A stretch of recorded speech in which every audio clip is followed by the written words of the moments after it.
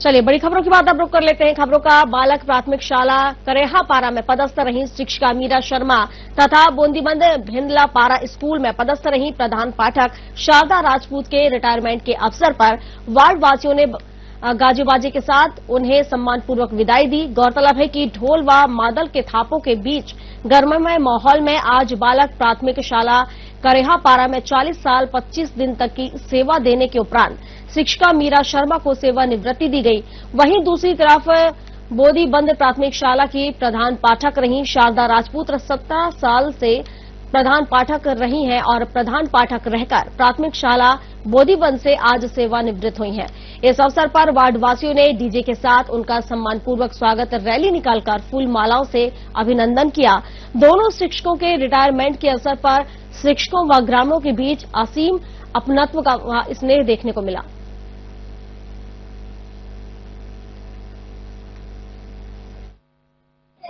आज मेरा सेवानिवृत्त हुआ है। मैं प्रधान पाठक शासकीय प्राथमिक शाला बोधीबंद की हूँ और पूरे गांव के लोग, मेरे शिक्षकगण, समिति के सदस्यगण सब मेरा सम्मान स्वागत करने के लिए बैंड बाजा के साथ स्वागत करते हुए स्कूल से लेकर मुझे घर तक पहुंचाया है। और जितने बैठे हैं वो सब सदस्यगण, पालकगण हैं, समिति के सदस्य, मेरे शिक्षकगण और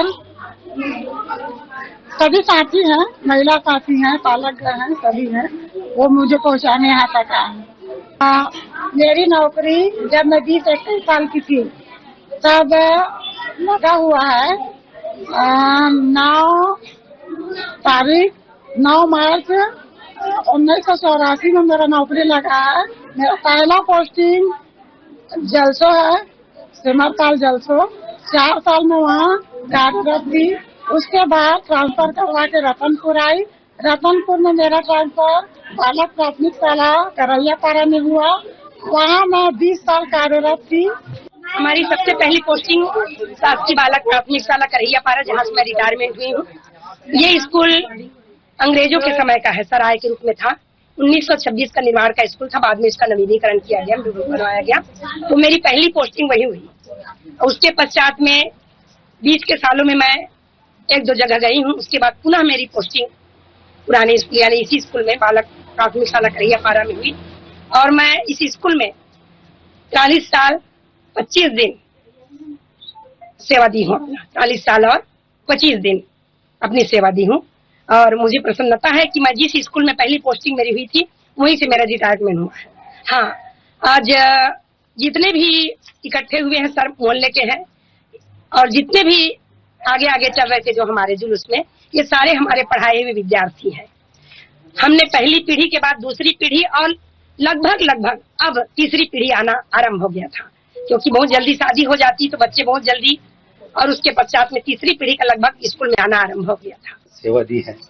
मैं तो इस संकुल में बहुत बाद में आया हूँ, लगभग 7 साल हुआ है, लेकिन समन्वयक बनने के बाद मेरा लगाव मैडम के साथ रहा। उन्हीं के संस्था में मेरा कार्यालय है और ऐसा लग रहा है कि मैडम अब रिटायरमेंट हो गई है तो मैं अपने संकुल के कार्यों के लिए अधूरा हो गया हूँ।